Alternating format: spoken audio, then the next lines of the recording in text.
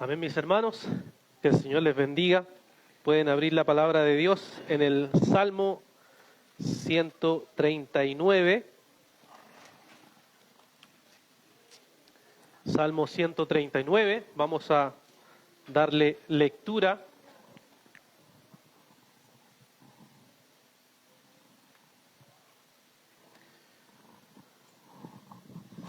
Biblia, Nueva Versión de las Américas. Es la que tengo y voy a leer. Dice: Oh Señor, tú me has escudriñado y conocido. Tú conoces mi sentarme y mi levantarme. Desde lejos comprendes mis pensamientos. Tú escudriñas mi senda y mi descanso, y conoces bien todos mis caminos. Aún antes de que haya palabra en mi boca, oh Señor, tú ya la sabes toda. Por detrás y por delante me has cercado, y tu mano pusiste sobre mí. Tal conocimiento es demasiado maravilloso para mí. Es muy elevado, no lo puedo alcanzar. ¿A dónde me iré de tu espíritu? ¿O dónde huiré de tu presencia? Si subo a los cielos, ahí estás tú.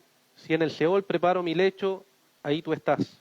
Si tomo las alas del alba y si habito en lo más remoto del mar, aún ahí me guiará tu mano y me tomará tu diestra. Si digo, ciertamente las tinieblas me envolverán y la luz de mi alrededor será noche, ni aun las tinieblas son oscuras para ti, y la noche brilla como el día, las tinieblas y la luz son iguales para ti. Porque tú formaste mis entrañas, me hiciste en el seno de mi madre, te daré gracias porque asombrosa y maravillosamente he sido hecho. Maravillosas son tus obras y mi alma lo sabe muy bien. No estaba oculto de ti mi cuerpo, cuando en secreto fui formado y entretejido en las profundidades de la tierra. Tus ojos vieron mi embrión y en tu libro se escribieron todos los días que me fueron dados, cuando no existía ni uno solo de ellos. Cuán preciosos también son para mí, oh Dios, tus pensamientos, cuán inmensa es la suma de ellos. Si los contara, sería más que la arena. Al despertar, aún estoy contigo. Oh Dios, si tú hicieras morir al impío, por tanto, apártense de mí, hombres sanguinarios, porque hablan contra ti perversamente y tus enemigos toman tu nombre en vano. No odio a los que te aborrecen, Señor, y no me repugnan los que se levantan contra ti. Los aborrezco, con el más profundo odio, se han convertido en mis enemigos. Escudriñame, oh Señor, y conoce mi corazón. Pruébame y conoce mis inquietudes, y ve si hay en mí camino malo, y guíame en el camino eterno. Que el Señor bendiga su palabra. Bueno, Juan Calvino es un teólogo que seguramente para muchos de nosotros es conocido y reconocido, especialmente porque los que participamos de la Iglesia Reformada se los llama calvinistas. Seguramente no hubiera estado de acuerdo nuestro hermano, pero es el nombre que ya quedó en la historia y así es como generalmente se usa. Pero algo de lo que se conoce poco de Juan Calvino es que él no era tanto un teólogo como generalmente se piensa, sino que él era un pastor que quería pastorear a sus ovejas, un pastor que quería ser fiel a la palabra del Señor y que quería enseñarles a cada uno de ellos lo que es amar al Señor, lo que es entregar su vida completa para la obra del Evangelio. Y él como pastor hizo varias series de predicaciones, entre esas hizo el libro de los Salmos. Y el libro de los Salmos fue una serie el cual él guió a su iglesia para mostrarle lo maravilloso que son los Salmos, porque expresan de varias maneras lo que es Dios. Y él escribió lo siguiente cuando empezaba este libro. Dice: los Salmos son una anatomía de todas las partes del alma, porque no hay una emoción de la que cualquiera pueda ser consciente que no esté representada aquí como un espejo. El Espíritu Santo ha traído aquí a la vida todas las penas y dolores, temores, dudas, esperanza, preocupaciones, perplejidades, en una palabra. Todas las emociones perturbadoras con las que la mente de los hombres suele estar agitada. El libro de los Salmos es un libro riquísimo, maravilloso, porque expresa de forma muy clara cada una de las emociones que nosotros tenemos. Hay ocasiones en que estamos airados. Hay ocasiones en que estamos frustrados, hay ocasiones en que estamos enojados, hay ocasiones en que estamos tan llenos de alegría y gozo que tenemos una inmensa sonrisa. Pero así somos los seres humanos, cambiantes. Muchas emociones van, muchas emociones vienen. Sin embargo, nuestro Dios, al Dios que adoramos, es un Dios que conoce todo eso. es un Dios que nos conoce profundamente. Y eso es lo que nos dice este Salmo. Dios es alguien que nos conoce de las maneras tan profundas que a veces ni siquiera logramos a comprender bien. Simplemente lo que nos dice este Salmo es que este Dios que nosotros adoramos es un Dios que conoce todo nuestro ser. Y el libro de los Salmos está dividido en 5 partes que por supuesto no vamos a ver hoy, solamente nos vamos a enfocar en esta última parte, que es desde el Salmo 107 hasta el 190, donde está el 5.º libro, y donde aparece entonces este Salmo maravilloso que nos habla de este Dios glorioso al cual nosotros adoramos. El libro de los Salmos ha sido un libro muy fundamental en la iglesia, muy esencial en la iglesia, de tal manera que incluso hay varios debates interesantes entre los cristianos, incluso reformados, respecto al tema de que si los salmos solamente deberían ser cantados en la iglesia o debería incluirse otra cosa, los cuales nuestra tradición bautista también tuvo que enfrentar en su momento, y por eso se ha convertido a la vez en un centro de atención y también, como muchas cosas, en un centro de debate. Sin embargo, nos dice y nos describe, como vamos a ver hoy, todas las riquezas que hay aquí acerca de las emociones que nosotros vivimos y a la vez cómo el Señor conoce cada una de esas cosas en detalle. Así que mis hermanos, vamos a estar viendo hoy este Salmo y quiero que lo veamos en 2 partes. Primero, vamos a observar del versículo 1 hasta el versículo 12, donde vamos a ver entonces, donde se nos dice cómo Dios conoce todo acerca de nosotros. Verso 1 al verso 12, Dios conoce todo acerca de nosotros. Este salmo comienza repentinamente diciendo, ¿cierto?, a Dios, examíname. Aparece, ¿cierto?, dice, oh Dios, tú me has escudriñado y conocido.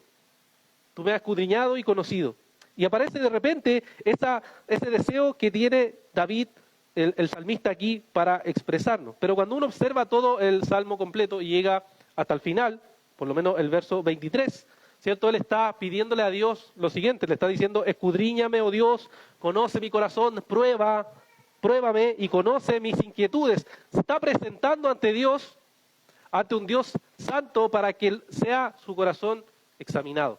La imagen, dicen aquí los teólogos, es una imagen de un juez que está viendo y examinando cada una de las evidencias que el salmista está presentando delante de Dios.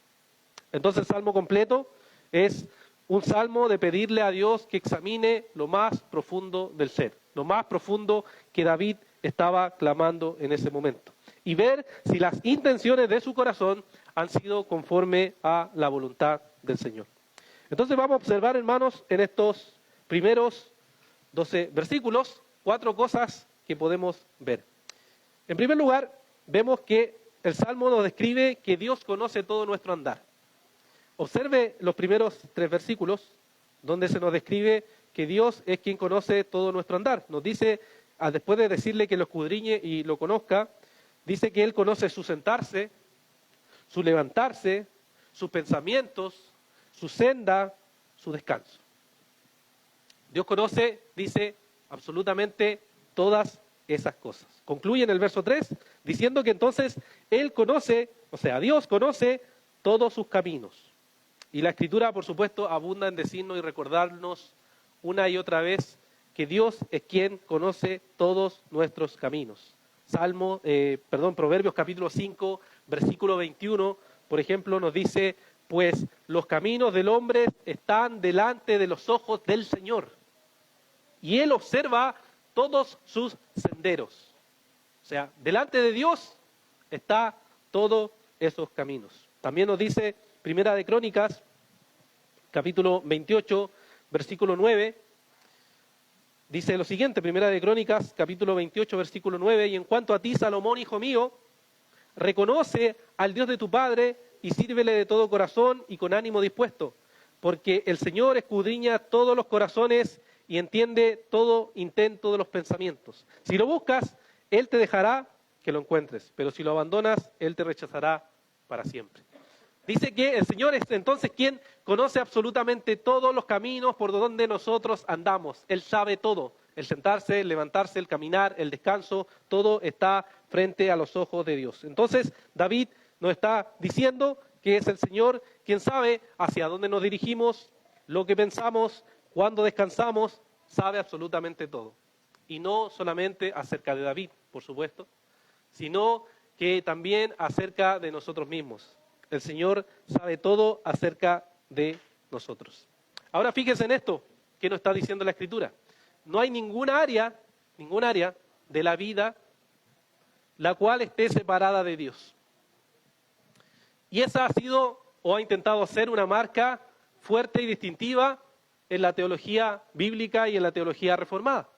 Que es que toda la vida, todo lo que nosotros vivimos está delante de los ojos de Dios. El teólogo holandés Abraham Kuyper solía decir esta frase que es bien famosa en círculos reformados. Dice, no hay un centímetro cuadrado en todo el dominio de nuestra existencia humana sobre la cual Cristo como soberano, sobre todo, no clame mío o es mío. No hay nada de la creación en donde Dios no pueda decir, esto es mío, esto me pertenece, porque yo soy el Señor de toda la existencia humana. Entonces, mi hermano, el camino que anda, los pensamientos que tiene, las intenciones con las cuales hace las cosas, deberías hacerlo siempre para la gloria de Dios, porque Dios está viendo todo. Y ese era el entendimiento también que los bautistas particulares tenían cuando empezaron a formarse las congregaciones hace siglos atrás, y ellos deseaban vivir toda su vida para la gloria de Dios. Y ellos decían, la falta de religión en la época, imagínense, siglo atrás, es que la gente no está viviendo conforme a la voluntad de Dios, no solo viniendo a la iglesia, sino en todas las áreas de la vida. Ese es el problema. En el prefacio de la Confesión de 1689 escriben, por ejemplo, los bautistas de aquel tiempo, dice, ciertamente hay una fuente y una causa de la decadencia de la religión en nuestros días que no podemos dejar de mencionar e instar encarecidamente a que se corrija. El descuido de la adoración de Dios en las familias, de parte de aquellos a quienes se le ha encomendado la carga y la conducción de estas. No puede la burda ignorancia y la inestabilidad de muchos, así como la profanidad de otros, ser imputada juntamente a sus padres y cabezas de hogar, quienes no han adiestrado en el camino a los que deben andar cuando eran jóvenes. O sea, ellos dicen, el problema raíz del abandono de la religión, del cristianismo, de la fe cristiana, es la falta de adoración familiar en los hogares. Dice, esa es la raíz. No venir a la iglesia o no venir a la iglesia. Esto, por supuesto, es algo importante, hermanos. Es el día del Señor y tenemos que adorar al Señor. Pero dice que la causa raíz es más profunda aún. Es no poner al Señor en primer lugar desde nuestros hogares. Y ahí está. Dios conoce todo nuestro andar. Todo nuestro andar está delante del Señor. En lo que trabajemos, en lo que estudiemos, seamos padres, seamos solteros, todo está delante del Señor. Entonces, examinemos nuestros corazones y preguntémonos, mis hermanos, si Dios conoce nuestro andar, ¿cómo anda la adoración familiar en nuestros hogares? Si Dios ve eso y a los hombres que se le ha encomendado principalmente esa tarea, ¿cómo anda la adoración en los cultos familiares? Si el Señor ve eso, ¿qué tal está esa convicción? ¿Cómo anda la relación matrimonial para la gloria de Dios, si Dios ve todo eso? ¿Cómo está la crianza de los hijos para la gloria de Dios, si el Señor ve absolutamente todo eso? ¿Cómo trabajas para la gloria del Señor? Lo que haces con tus manos y lo que recibes a cambio de eso. ¿Cómo lo usas para la gloria de Dios? Si el Señor ve absolutamente todo lo que haces y conoce todo tu andar, ¿cómo actúas? Cuando estás sano, cuando estás enfermo, cuando tienes problemas, cuando tienes pruebas, ¿cómo actúas? ¿Cuáles son tus pensamientos? ¿Qué hay en tu corazón? Si el Señor ve absolutamente todo. ¿Cómo incluso tomas tus vacaciones, hermano? ¿Cómo descansas para la gloria de Dios? Todo eso le pertenece. No hay nada, hermanos, nada que no le pertenezca a Dios. Toda tu vida y las áreas de tu vida le pertenecen al Señor. Dios sabe las angustias, preocupaciones, fracasos. Dios conoce las pruebas. Todo lo sabe el Señor. Y por eso el salmista nos dice, tú conoces, Señor, mi andar. Tú sabes por dónde camino, transito. Sabes lo que hay en mi mente. Conoce absolutamente todo. Y fíjense luego lo que nos dice en el verso 4 y 5, ya que se nos describe que Dios es tan asombroso que no solo conoce todo, sino que sabe incluso lo que vamos a hablar antes. Sabe lo que le vamos a pedir. Sabe lo que vamos a orar. Sabe todo. Nos dice que antes que venga la palabra a mi boca, tú ya la sabes. Dice que el Señor, en el verso 5, una imagen muy bonita, que el Señor nos tiene cercados por delante y por detrás. Dios no es un Dios que improvise y que no sepa, Dios sabe todo. Absolutamente todo. Ese es el Dios al cual nosotros adoramos. Nos dice, por ejemplo, Mateo capítulo 10, versículos 29 y 30, estas palabras del Señor. Mateo 10, versos 29 y 30. ¿No se venden 2 pajaritos por una moneda? Y sin embargo, ni uno de ellos caerá a tierra sin permitirlo el Padre. Y hasta los cabellos de la cabeza de ustedes están todos contados. Así que no teman, ustedes valen más que muchos pajarillos. El Señor tiene cuidado, dice, de cada uno de nosotros. Los tiene cercados. Y no hay mejor imagen, yo creo, para los que somos padres, que es cuando, por ejemplo, mi hijo Franco, que es el tercero más pequeño, sale a jugar y se mueve, y sí que se mueve el hombre, ¿no? Quiere moverse y caminar, y entonces cuando él empieza a caminar, ¿qué hace uno? ¿Lo deja que ande libremente? No, ¿cierto? Se pone cerca a su camino, y él va divertido, libremente, caminando. Y después yo lo alcanzo y me pongo al otro lado, ¿cierto? Para que no se vaya más allá. Y cerco su camino. Y estoy ahí, cuando sé que se va a caer, lo tomo para que no se caiga. Y es lo mismo que hace Dios. Dios cerca nuestro camino. La palabra básicamente ahí es que nos envuelve el Señor, nos envuelve y nos tiene cercado el camino de un lado hacia el otro lado. El Señor está ahí y cuando es necesario nos toma. Nos está guiando. Así nos conoce el Señor. Así sabe de nuestro caminar. Así Él está cada día cuidándonos y guiándonos por el camino. Eso, hermanos, es la providencia del Señor. Dios obrando, Dios actuando para que nuestros caminos no se vayan por cualquier lado, sino que sean direccionados por lo que Dios quiere que vayamos. ¿No es hermoso, hermano? Ver ese Dios, ese es el Dios que está en la Escritura, ese es el Dios que nos habla la Biblia, que está atento a sus hijos y cuando es necesario disciplinarlos, los disciplina también, porque ese es un Padre amoroso, ese es amor, disciplina es amor. Todo eso, hermanos, está en la Biblia. El Señor nos dice y nos muestra aquí que es un Dios que está cercando nuestros caminos y que también sabe antes que nosotros hablemos. Y a veces la gente se pregunta, entonces, ¿para qué voy a orar a Dios? Si Dios sabe todo, ¿para qué le voy a decir, Dios sabe que estoy lidiando con esto, si Dios ya sabe todo? Bueno, la respuesta es porque, uno podría decir porque Dios manda, pero es porque Dios quiere relación con sus hijos. Dios ha determinado que nosotros nos relacionemos con Dios de esa manera. Y que aunque Él sepa todo, no significa que nosotros no tengamos que hablarle, que no tengamos que tener comunión con Él, que no tengamos que buscar y decir, Señor, ayúdame, Señor, estoy débil en esto, y Él como Padre amoroso va a estar ahí para guiarnos y encaminarnos en nuestros caminos. Pero luego el salmista sigue más allá, no solo se queda en esto, sino que sigue más allá en el verso 7 al verso 12. Vemos del verso 7 al 12 que entonces lo que hace el salmista aquí es hacer preguntas retóricas, preguntas que hacen cuestionarse y decir, ¿a dónde pues huiré de ti, Señor? Verso 7, ¿a dónde me iré de tu espíritu? ¿A dónde huiré de tu presencia?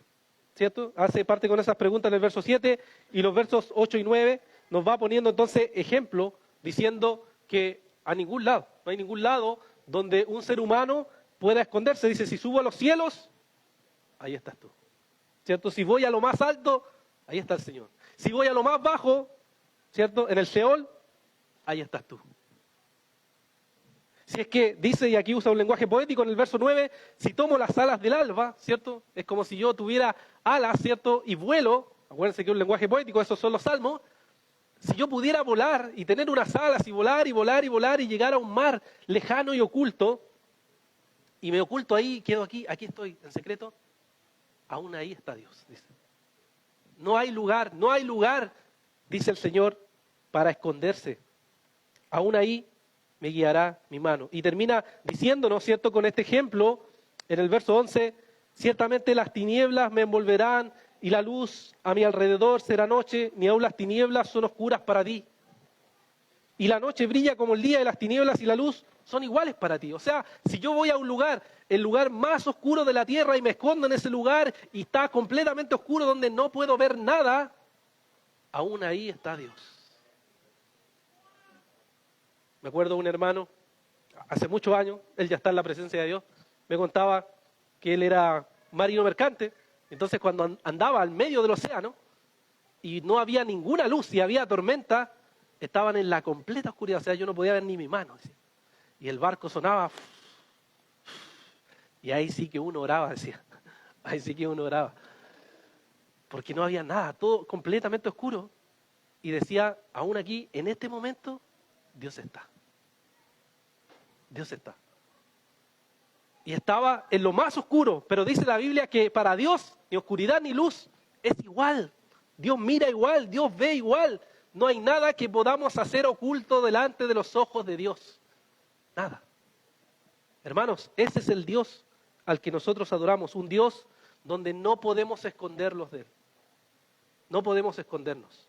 Dios está siempre mirando todos los caminos de los hombres. Ahora recordemos, hermanos, qué es lo que hizo Adán y Eva cuando pecaron. ¿Se acuerdan? Génesis capítulo 3, versículos 8 y 10. ¿Qué es lo que hicieron? Dice que se escondieron de la presencia de Dios. Ahora uno se pregunta, es para un poco, ¿acaso Adán y Eva no sabían que Dios conocía todas las cosas? ¿Y por qué se escondieron? Qué ridículo, esconderse de Dios. ¿Cómo te vas a esconder de Dios? ¿Pero por qué se escondieron? Dice, porque habían pecado. Y como habían pecado, se escondieron. Tuvo miedo, dice, y me escondí. La razón, hermano, de esconderse es que nosotros como pecadores creemos, aunque sabemos que Dios es omnisciente, omnipresente, tendemos a escondernos cuando pecamos. Nos escondemos, tratamos de escondernos de Dios. Pero Dios ve absolutamente todo. Un ejemplo típico, hermanos, de la iglesia cuando tratamos de escondernos. Un hermano pecó, engañó a su esposa. ¿Qué empieza a pasar? Los hermanos intentan llamarlo, no recibe las llamadas. Los hermanos intentan buscarlo, no quiere recibir a nadie. No vienen a los cultos, no vienen a los servicios, no empiezan a venir a nada de la iglesia, sino que empiezan a esconderse. Es ridículo, pero así actuamos. Así actuamos los seres humanos pecadores. Queremos escondernos, queremos ponernos hojas y tapar nuestro pecado que delante de Dios no se puede tapar. Porque Dios ve absolutamente todo, hermanos. Y Dios le dice en el ejemplo de Génesis, ¿dónde estabas? ¿Se han dado cuenta cuando le dice, ¿dónde estabas? Y uno dice, espera. Pero es ridículo que se esconda Adán y Eva, pero también es raro que Dios pregunte, ¿dónde estabas? Oye, si tú eres Dios, ¿cómo no vas a saber dónde estás? Y ahí entendemos que lo que busca Dios es que confiesen. Lo que busca Dios es que diga, Dios, pequé, esto es pecado. Lo que yo hice es pecado y no es agradable a ti, Señor. Y necesito confesarlo, pero lo que hace Adán y Eva es esconderse. Y lo que haces tú y yo es lo mismo cuando pecamos, es escondernos. Hermano, ¿qué estás escondiendo ahora? ¿Qué estás escondiendo en tu mente? ¿Qué estás escondiendo en tus intenciones? ¿Qué hay en tu vida que estés ocultando a Dios? Creyendo que lo estás ocultando, por supuesto, porque Dios ve todo. ¿Qué ocultas, hermano? ¿Qué guardas? ¿Qué pecado quizás guardado está? Que tarde o temprano sale a la luz. Porque Dios es luz y no hay ninguna oscuridad en Él. Ninguno de nosotros, hermanos, podrá esconderse. Y quizás en esta vida podremos escondernos. Pero cuando estemos delante de Dios, todo saldrá a la luz, hermano. Se verá realmente todos nuestros corazones, todo lo que pensamos, todo lo que actuamos, todo lo que hicimos en secreto, todo saldrá a la luz. Porque Dios es luz. Y me imagino, hermanos, que se dieron cuenta, para los que hacen la secuencia de seguir bien los versículos, que me salté el verso 6. Me salté el verso 6, hermano. ¿Por qué? Porque si usted observa, el salmista hace una reflexión y piensa y dice, el conocimiento de Dios, verso 6, es demasiado maravilloso para mí. Es muy elevado, no lo puedo alcanzar. ¿Ven esa declaración? Que dice que él no puede alcanzar el conocimiento de Dios. Como se ha explicado generalmente este salmo, ¿cierto? En la teología cristiana se ha expresado con que el Señor es omnisciente, omnipresente. Pero aquí podemos agregarle algo más, que es que Dios es incomprensible. Dios es incomprensible. Y antes que usted diga, ¿cómo incomprensible? ¿Qué quiero decir con incomprensible? Quiero decir que en la teología cristiana, cuando hablamos de incomprensible, no se está refiriendo a que no comprendemos o no conocemos nada de Dios, sino que está diciendo que Dios no puede ser completamente entendido por nosotros. No puede ser comprendido plenamente o completamente por nosotros. Incluso en la teología reformada existía esta distinción que se ha perdido con el tiempo. Tenemos al Dios revelado en la Biblia, pero también tenemos a un Dios oculto. Hay cosas que no conocemos. Hay cosas que no sabemos de Dios. Deuteronomio 29, ¿no? Las cosas reveladas son para nosotros, las secretas son para Dios. Hay cosas que no podemos comprender plenamente acerca de Dios. Y lo que dice el salmista aquí es eso. No puedo comprender plenamente a este Dios, el cual me conoce a mí, pero yo no logro comprender y conocer plenamente a Él. Ese es el Dios al cual nosotros adoramos y exaltamos. Es un Dios que no podemos comprender plenamente y que nuestro conocimiento durante esta vida, durante la vida que usted viva, no va a poder comprender plenamente quién es Dios. Siempre vamos a estar viendo, como por espejo, como dice Pablo. Vamos a estar viendo apenas, tanteando un poco lo que es ese Dios. Por más que estudiemos, entremos a seminario y profundicemos, siempre vamos a estar faltos de conocer a este glorioso Dios soberano que adoramos.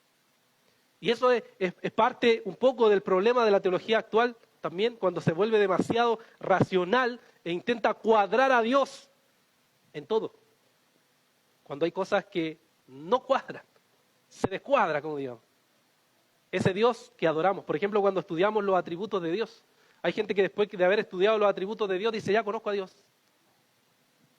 Claro, ya conozco a Dios, ya sé cómo es Dios. No, pues si Dios es santo, Dios es amor, Dios es ira, ¿cómo no voy a conocer a Dios? Y lo que pierde la teología moderna es la base. ¿Cuál es la base de los atributos de Dios? La base de los atributos de Dios era la simplicidad de Dios. ¿Qué significa qué? Que Dios no es un ser compuesto. ¿Qué quiere decir esto? Quiere decir que los atributos que usted sabe y conoce no es que sean partes de Dios, pequeñas partes de Dios, sino que todo eso es Dios en sí mismo. ¿Cómo comprender eso a plenitud? Ni idea, hermanos. Dios es todo eso a la vez. Es todos sus atributos a la vez. Actuando juntos a la vez. No son pedacitos de Dios. Y eso es lo que la teología histórica ha señalado. Ese Dios. Un Dios al cual se nos escapa. Tratamos de captarlo, pero se nos va. Tratamos de encasillarlo, pero se sale. Porque San Agustín decía, si logramos comprender a Dios o entender todo lo de Dios, entonces no es Dios. Incluso me gusta como lo dice nuestra confesión de fe. Lo dice en el capítulo 2, artículo 1. Fíjense las palabras que usa. No sé si se han dado cuenta, pero las palabras que usa dice, empieza, el Señor nuestro Dios es un Dios único, vivo y verdadero, cuya subsistencia está en el mismo y es del mismo, infinito en su ser y perfección. Ok, hasta ahí bien. Pero dice esto, cuya esencia no puede ser comprendida por nadie, sino por Él mismo. Dice, cuya esencia de Dios no puede ser comprendida. No se puede. Conocemos de Dios por revelación, pero la esencia de Dios no podemos conocerla. No vamos a alcanzar en eternidad de eternidades conocer eso. Ese es el Dios al cual nosotros, hermanos, adoramos. ¿Cómo entonces te asombra ese Dios? ¿Cómo te debe cautivar ese Dios al cual tú sirves? ¿Es alguien que tú puedes comprender plenamente? Sería un ídolo. Es el Dios trino al cual nosotros adoramos. Un Dios glorioso. Y eso es lo que está diciendo el salmista. Tan alto es tu conocimiento, Dios, que no puedo comprenderlo. No tengo idea cómo funciona que esté en todos lados, que sepas todo a la vez, que sepas el pasado y el futuro. No sé. Solo sé que ese es el Dios al cual yo adoro.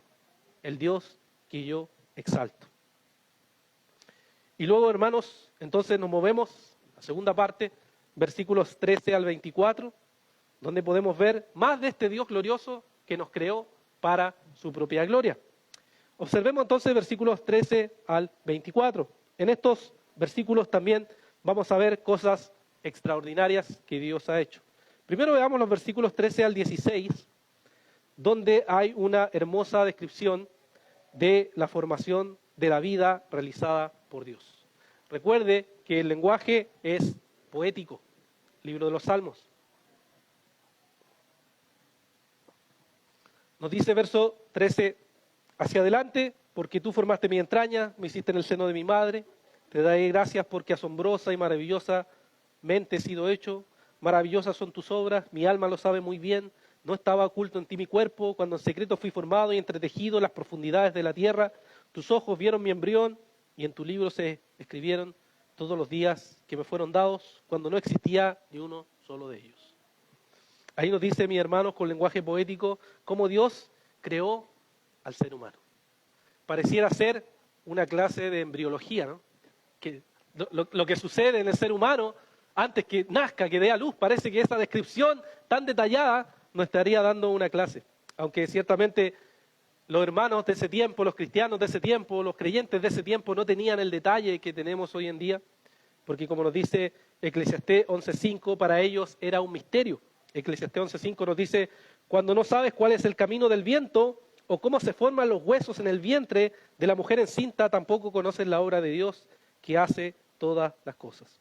O sea, era un misterio, ¿no? No tenían idea cómo funcionaba. Ahora no es que nosotros sepamos la gran cosa, sí, ahora se puede tener más acceso a ver, ¿cierto? En esos exámenes que hacen cuando se ve el bebé y podemos ver un poco más de los detalles, pero no es que sepamos exactamente la explicación de cada uno de los detalles, más bien se ve que es un gran milagro del Señor. Se nos dice que Él forma las entrañas, aquí tenían en mente los hebreos los riñones, para ellos eso eran las entrañas. Dicen que en secreto teje a los hombres en las profundidades de la tierra. Aquí los estudiosos dicen que el salmista está haciendo alusión a Adán, a cómo él nació del polvo, ¿cierto? Como él nació del polvo, entonces todos los demás también venimos de Adán y por tanto venimos y estamos tejidos o salidos desde las profundidades de la tierra, y que los ojos, que el embrión, que Dios con sus ojos vio el embrión, está diciendo cómo el Señor ve cómo se va formando esa vida. Entonces podemos ver aquí que está diciendo que la estructura del ser humano se va formando poco a poco en el vientre materno. Se van uniendo los huesos, los sistemas que conocemos hoy en día, que nuevamente en el pasado no conocían, pero podemos decir lo siguiente, es algo realmente maravilloso, asombroso, ver cómo Dios hace toda esa formación. Podemos tener la ecografía y ver varios detalles, pero sigue siendo asombroso, hermano. Sigue siendo increíble ver cómo Dios forma al ser humano. Y eso es lo que el salmista dice y se asombra por mostrar cómo el Señor hace eso. Y esto, hermano, es una de las razones por qué el cristianismo se opone a todo tipo de aborto. Se opone porque entendemos que la vida está antes de nacer. Entendemos que en el vientre hay un ser humano que está en desarrollo, pero que es un ser humano, creado por Dios, precioso, glorioso, que el Señor lo ha creado para su gloria. ¿Recuerdan el caso, cierto, de Lucas capítulo 1, versículos 41 al 42? Cuando nos dice esto, cuando Elizabeth oyó el saludo de María, la criatura saltó de su vientre. Y Elizabeth fue llena del Espíritu y exclamó en gran voz, bendita eres tú entre todas las mujeres y bendito el fruto de tu vientre. O sea, la criatura escuchó y saltó, brincó, porque es alguien creado por el Señor. Una persona, un ser humano que está ahí. Y por eso en el verso 14 nos dice el salmista que le da gracias y se asombra por esta gran obra que el Señor está haciendo. Pero ¿qué nos quiere decir esto a nosotros? ¿O qué quería decir el salmista? Quería decir lo siguiente. Yo te conozco a ti desde el vientre materno. Yo te formé. Yo te hice. Yo te creé. Tú no eres mío desde que naciste, tú eres mío desde antes. Porque yo te creé. Yo te hice. ¿No es, hermano, eso algo impresionante? Eres amado por Dios, escogido por Dios desde antes de nacer, como dice Jeremías. Desde antes de nacer yo fui escogido y fui amado por Dios. ¿Para qué? Para llevar a cabo su voluntad. Hermano, este es el Dios Trino que te formó con sus propias manos, que con la delicadeza de su amor y su misericordia obró en tu vida. Eso, hermanos, es lo asombroso del Dios que nosotros adoramos. Y el verso 16 nos da un detalle más, que nos dice que en tus libros se escribe todos los días que te fueron dados cuando no existía ninguno de ellos. O sea, Dios es quien ha determinado la duración o la cantidad de vida que nosotros vamos a tener. En la Biblia se nos muestra que la vida es algo que parece que pasa muy rápido. Nos dice, por ejemplo, Santiago 4:14, sin embargo, ustedes no saben cómo será su vida mañana, solo son un vapor que aparece por un poco de tiempo y luego se desvanece. Primera de Pedro, capítulo 1, versículos 24 y 25, nos dice, siguiendo aquí a Isaías, que porque la carne es como la hierba y toda su gloria como la flor de la hierba. Sécase la hierba, cáese la flor, pero la palabra del Señor permanece para siempre. La vida es como un vapor que simplemente aparece y luego desaparece. Como una flor que crece, se vuelve bella, luego se marchita, se seca y muere. Y todo eso, hermanos, está en el control de nuestro Dios. Todo eso está en su mano. Mis hermanos, y eso nos lleva a pensar, el tiempo de vida, los años de vida que tienes en este mundo están determinados por Dios. Nada se escapa de su control. Nada se escapa de lo que Dios ha hecho. Y esto es difícil de aceptar, hermano.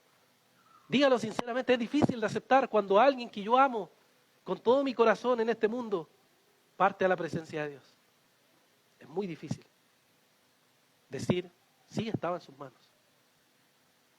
Porque tendemos a apegarnos a esta vida. Tendemos a descansar en esta vida y pensar que esta vida es todo. Pero hermano, Dios ha determinado el tiempo de esta vida. Y debemos confiar de que el Señor es bueno y fiel en eso. De que el Señor tiene el control de esas cosas. De que Dios ha determinado eso y tiene un propósito detrás de cada una de esas cosas. Entonces, mis hermanos, podemos descansar en este Dios que nos conoce y que Él ha creado nuestra vida, ha determinado nuestro tiempo de existencia. Y cuando llegue el tiempo de partir, entonces nuestro corazón debe estar agradecido por todo lo que el Señor nos ha dado. O cuando alguien que amamos parte, debemos estar agradecidos porque ha sido lo que el Señor nos ha querido dar. Y luego entonces del verso 19 al 22 vemos que el salmista aquí, ¿cierto?, se pone denso, digamos. Se pone denso, ¿por qué? ¿Qué hace? Se enoja, ¿cierto? Como que se enoja de repente, está Dios grandioso, maravilloso, de repente, ¿qué pasa con los impíos? Verso 19 al 22, dice que tiene un deseo porque el impío muera. Dice, habla de los hombres sanguinarios, que son los asesinos, que mataban a las personas. Habla de aquellos que perversamente hablan contra Dios, aquellos que deshonraban el nombre de Dios. Y habla de los que, aquellos que odian al Señor, y como odian al Señor, Él también los odia. Este lenguaje, por supuesto, a veces sorprende a algunas personas, pero no es algo nuevo en los salmos. En los salmos aparece muchas veces este lenguaje de odio, de aborrecimiento contra aquellos que aborrecen al Señor.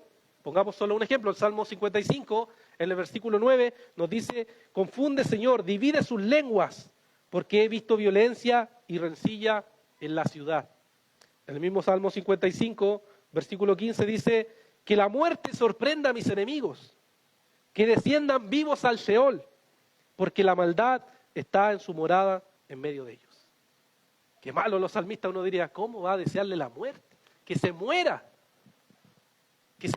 Señor. Eso es lo que dice el salmista. Y esto nos muestra, mis hermanos, algo que en los salmos está siempre, que es estos salmos imprecatorios, salmos que claman a Dios para que el Señor traiga juicio contra aquellos que hacen el mal. Aquí David no está buscando venganza personal, no está buscando su propio beneficio. Lo que tiene celo, hermanos, el celo que tiene es un celo por la gloria de Dios. Tiene un celo porque el nombre de Dios sea bien tratado. No es una venganza personal. Y eso es lo que podemos ver aquí. Hay un deseo que el Señor y que el nombre de Dios sea reivindicado para su gloria. Ahora hay un paso, hay una línea muy fina aquí entre este deseo personal de que alguien sufra y el deseo de la gloria del Señor. Hay una línea muy fina porque los hermanos siempre se acercan. Pastor, ¿puedo orar así por este hermano? Pastor, ¿podría orar así por esta persona? Yo le digo, puede hacerlo. La pregunta es, ¿por qué quiere hacerlo? ¿Qué lo motiva a orar así? ¿Realmente es un hombre sanguinario? ¿Realmente es alguien que aborrece a Dios? ¿Realmente es alguien que yo le he predicado, ya le he mostrado todo mi amor y mi misericordia y le he explicado el Evangelio y he sido paciente con este no creyente, impío, malvado? ¿Por qué quiero orar así? Y esa es la línea fina, porque hay un celo que es un celo santo a Dios y hay un celo que es un celo pecaminoso. Entonces, distinguir entre eso es muy importante, hermanos, porque ahí es como nosotros oramos entonces al Señor. ¿Recuerdan cuando estaba Juan y Jacobo en Lucas capítulo 9, versículo 54, donde dice, al ver esto sus discípulos Jacobo y Juan dijeron, Señor, ¿quieres que mandemos que descienda fuego del cielo y los consuma? Qué amoroso, ¿no? ¿Y qué les dice el Señor? Los reprende. Oye, a ver, ustedes no saben de qué espíritu son. No están bien ahí. ¿Cuál es la intención que tienen? No, es que te hablaron mal, hay que matarlo al tiro, fuego. Y Dios les dice, no, ahí hay un celo pecaminoso. Ellos quisieran haber aplicado esos salmos inmediatamente. No había en verdad ese celo. Pero fíjense lo que dice Pablo en Romanos 9.3. Miren ese celo de amor. Dice Romanos 9.3, porque desearía yo mismo ser anatema, separado de Cristo, por amor a mis hermanos, mis parientes según mi carne. O sea, él dice, yo prefería estar separado de Cristo con que estas personas conocieran y se salvaran. Y eran judaizantes. Eran personas que iban contra el Evangelio.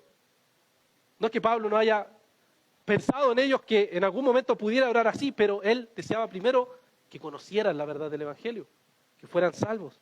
Y por eso, mi hermano, ¿puedes orar así? Sí, pero ¿cuál es la motivación por la cual yo voy a orar así? El Dios de la Escritura es un Dios de ira. Es un Dios que está airado contra el pecador todos los días. Sí, pero ¿cuál es la motivación para llegar a orar de esa manera? Ahora nuevamente, hermanos, si se han fijado, me salté el versículo 17 y 18, donde el salmista expresa que los pensamientos de Dios son pensamientos preciosos. Dice que si él lo intentara contar serían como la arena del mar y que la suma sería, por supuesto, inmensa, infinita. Por el contexto del pasaje podemos ver que la expresión de asombro del salmista tiene que ver con lo que ha dicho, que Dios creó soberanamente y asombrosamente a los seres humanos y que Dios los va guiando de forma maravillosa. Y podemos recordar lo que nos dice el profeta Isaías en el capítulo 55, versículos 8 y 9, porque mis pensamientos no son los pensamientos de ustedes, ni sus caminos son mis caminos, declara el Señor, porque como los cielos son más altos de la tierra, así mis caminos son más altos que sus caminos. Evidentemente, los pensamientos de Dios son mucho más altos que los nuestros. Y eso es lo que está queriendo decir el salmista. Miren, si yo trato de enumerar todo lo que Dios me ha dicho, si trato de calzarlo, realmente se me escapa de las manos. Es mucho, es demasiado. No puedo hacerlo, no puedo dejarlo cuadrado, sino que Dios es mucho más que eso. La suma de sus pensamientos es realmente impresionante. Y eso, hermanos, nos dice lo siguiente, que este Dios que nosotros conocemos es un Dios mucho más glorioso, mucho más inmenso de lo que nosotros creemos. ¿Quién de nosotros hubiera imaginado que la voluntad de Dios y que el plan de Dios para salvar a la humanidad tenía que ver con un Mesías en el Medio Oriente que viniera a este mundo? Y que ese Dios glorioso, grandioso y eterno que nos revela el Antiguo Pacto, finalmente se hiciera hombre. El misterio de la encarnación, que se hizo hombre. Dios se hace hombre. Dios glorioso se hace hombre. ¿Cómo es posible explicar eso? Ni idea, hermanos. Y no solo eso, sino que la teología cristiana nos dice que ese Dios que tiene Cristo tiene dos naturalezas. Y esas dos naturalezas se unen en una sola persona, ¿Cómo podría uno explicar eso, hermanos? ¿Cómo uno podría explicar eso? Es realmente más allá de nuestro entendimiento. Pero además, ese Mesías vino y vivió perfectamente, murió en una cruz, que era algo terrible en ese tiempo, y resucitó al tercer día. Ningún judío de la época, ningún griego de la época se le hubiera ocurrido algo así. Era lo más absurdo, lo más irracional del tiempo, que Dios se hiciera hombre, se encarnara, muriera en una cruz y después resucitara. ¿A quién se le puede ocurrir eso? Bueno, el Señor nos quiso revelar así ese mensaje. Y ese mensaje es el mensaje que traemos, el mensaje del Evangelio. Todos nosotros somos pecadores, hemos faltado a Dios. No hemos vivido conforme a la voluntad de Dios, pero Dios ha enviado a su Hijo. Su Hijo perfecto, su Hijo divino, su Hijo humano, vino, murió en la cruz del Calvario para traernos salvación.